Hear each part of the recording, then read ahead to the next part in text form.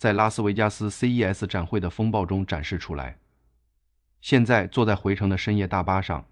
耳边还回响着展馆里那种由于高频交流电产生的嗡嗡声。说实话，今年的 CES 和过去5年完全不是一个维度的东西。如果你还觉得科技展就是看谁家的电视屏幕更薄，谁家的无人机飞得更快，那我得真诚地告诉你，你可能正站在旧时代的残骸上。2026年是一个分水岭。如果说2023年到2025年是我们对 AI 大模型的狂热期，那么2026年就是这些数字灵魂真正穿上实体外衣，正式入侵我们物理世界的元年。很多人私信问我，看了这么多展位，到底哪些是纯粹割韭菜的噱头，哪些是真能救命或者帮我们省时间的真神？今天我决定不做那种冷冰冰的排行榜，我想像朋友聊天一样，把我在现场亲手试用后那种起鸡皮疙瘩的瞬间，以及我从几个行业大佬那里打听到的内幕，毫无保留地分享给你。我会带你看5件不仅是改变，甚至可以说是颠覆我们生活逻辑的产品。如果你也曾觉得现在的所谓智能家居其实像个智障，或者你对那种永无止境的续航焦虑和隐私泄露感到疲惫，那今天这期深度稿件你一定要一字不落地看完。尤其是最后那件关于数字永生的雏形产品，它可能会让你重新思考人类和机器的边界到底在哪儿。听起来很硬核，别担心，我会用最通俗的话讲给你听。觉得干货多的话，先点个赞。我们直接穿越到2026年的未来生活。我们要聊的第一件东西是一个关于消失的奇迹。大家回想一下，我们现在的生活是不是被各种发光的长方形屏幕给绑架了？走路看手机，上班看电脑，回家看电视。但在2026年的 CES 现场，我看到了一家名为隐形界面的公司展示的全息环境交互系统，它彻底打破了屏幕这个概念。这个装置长得非常不起眼，就像一个极简风的装饰摆件，但它内部集成了最新的纳米级光场显示技术。想象一下这个场景，你回到家，不需要掏出那个沉甸甸的手机，也不需要对着空气喊那个每次听起来都很傻的唤醒词。当你走到厨房台面前，台面上会自动生长出你今天还没处理完的邮件，或者是你太太留给你的虚拟便利贴。这些信息看起来就像是直接印刷在实木桌面上一样，具有真实的纹理感。你可以直接用手指在木头上划平、缩放。最神奇的是，由于采用了空间定向声场，只有你站的那个位置能听到声音，2米外的家人完全感觉不到你在开会。这不是实验室里的 PPT， 这是已经打通了供应链，准备在今年第3季度交付的成熟产品。它的底层逻辑是把我们从低头族的魔咒中解救出来。我在现场试用的时候，那种感觉非常奇妙。你不再是去迁就一个设备，而是环境在迁就你。这就是我想说的第一个深度洞察。2026年伟大的科技不再是抢夺你的注意力，而是学会了如何优雅的退场。这种产品直接解决了一个现代人的第一性问题：信息过载带来的精神疲劳。如果你的家里正准备装修，或者你打算升级你的家庭办公室，听我一句劝，先别急着买那些昂贵的嵌入式大屏了。那种东西在2026年看来已经像是上个世纪的产物。关注这种环境智能设备，它才是真正的下一代交互逻辑。聊完了感官的解放，我们必须聊聊物理世界的底层基石——能源。如果你现在还在为电车的冬季里程腰斩感到痛苦，或者为手机1天3充感到烦恼，那么请记住这个词：全固态柔性电池。在 CES 2026的能源馆，我几乎是含着泪看完这个演示的。我知道固态电池这个饼我们已经吃了很多年了，但今年它真的从实验室走到了量产车间。有一家电池巨头展示了一款可以任意折叠，甚至被剪刀剪开后依然能稳定供电的电池模块。它彻底抛弃了易燃易爆的液态电解质。这意味着什么？这意味着安全性的降维打击。现场他们做了一个极端实验，用钢针直接贯穿电池，没有烟，没有火，电压稳如老狗。而对于我们普通用户来说，最直观的提升是能量密度。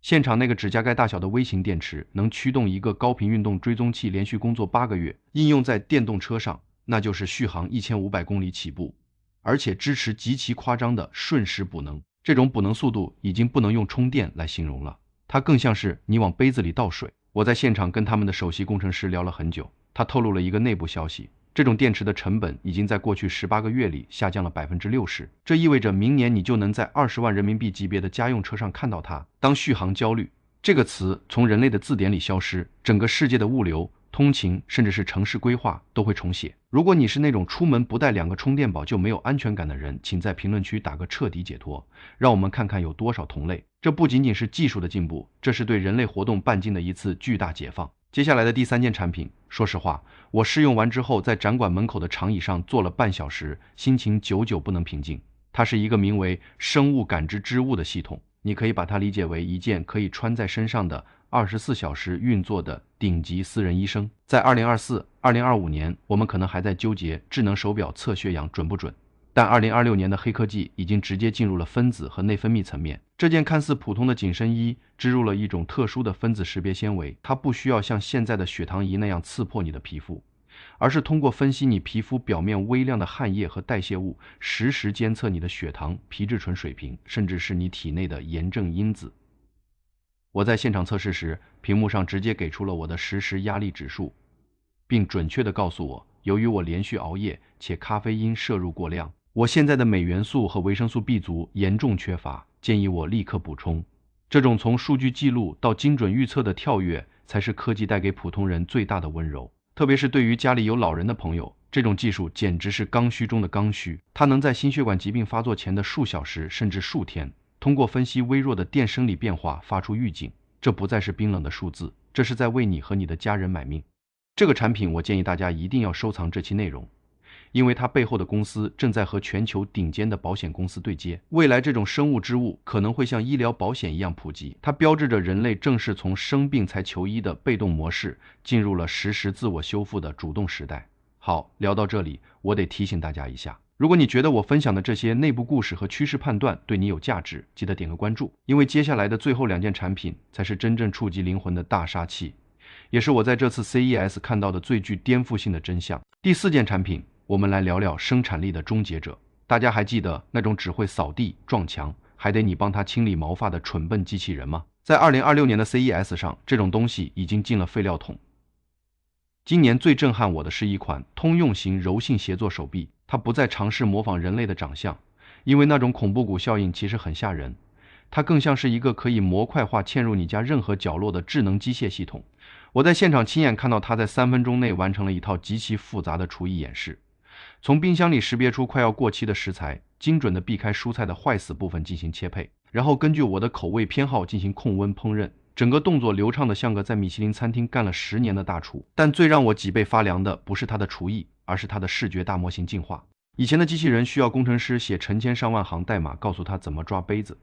但2026年的这款手臂，你只需要对着它演示一遍怎么叠衣服，或者怎么修理漏水的水龙头，它的视觉神经网络就能瞬间完成学习和泛化。这意味着这种产品已经突破了预设程序的枷锁，它不再是一个电器，它是一个数字化的家政实习生。我想对所有被繁琐家务、重复劳动困扰的朋友说，那个不得不做家务的时代真的要结束了。虽然这类产品初期的价格可能相当于一辆小型代步车，但它释放出来的人力价值是无法估量的。你可以用这些省下来的生命去阅读、去旅行、去发呆，这才是科技进步应有的样子。如果你也想拥有一个这样的全能管家，在评论区打个带走它，让我看看大家的需求有多迫切。最后，我们要聊的第5件产品，也是全场争议最大，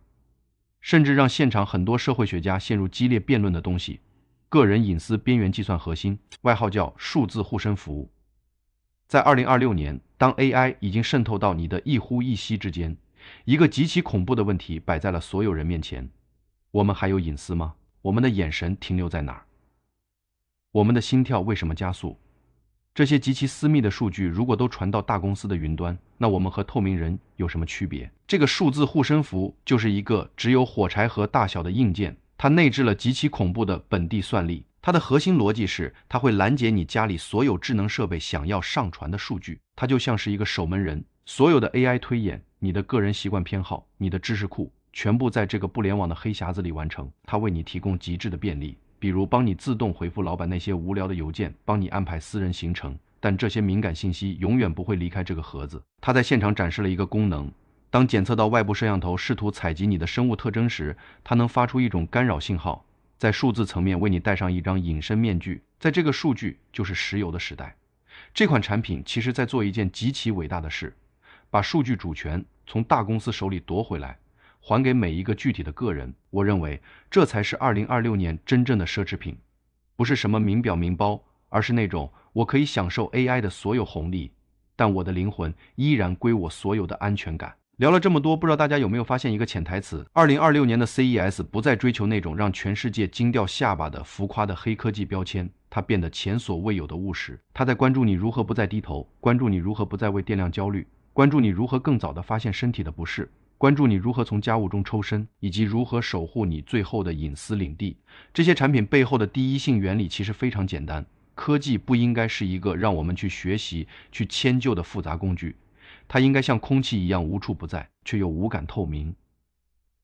看完这期视频，你可能会觉得未来还很远，但我想告诉你的是，每一个大时代的交替，往往都隐藏在这些看似不起眼的硬件更新里。2026年就是那个旧规则瓦解、新秩序建立的起点。作为一个在这个行业摸爬滚打多年的博主，我最大的感慨是，科技终于学会了温柔。它不再是炫耀力量的肌肉男，而是变成了那个默默守护在你身边的老友。如果你觉得今天的分享让你对未来多了一份清晰，少了一份焦虑，请务必关注我，并把这期视频分享给你最关心的亲友。接下来的一段时间，我会针对今天提到的这5个领域，分别推出更硬核的避坑与选购指南。如果你不想在未来的科技浪潮中迷路，记得紧跟我的脚步。我们下期视频见。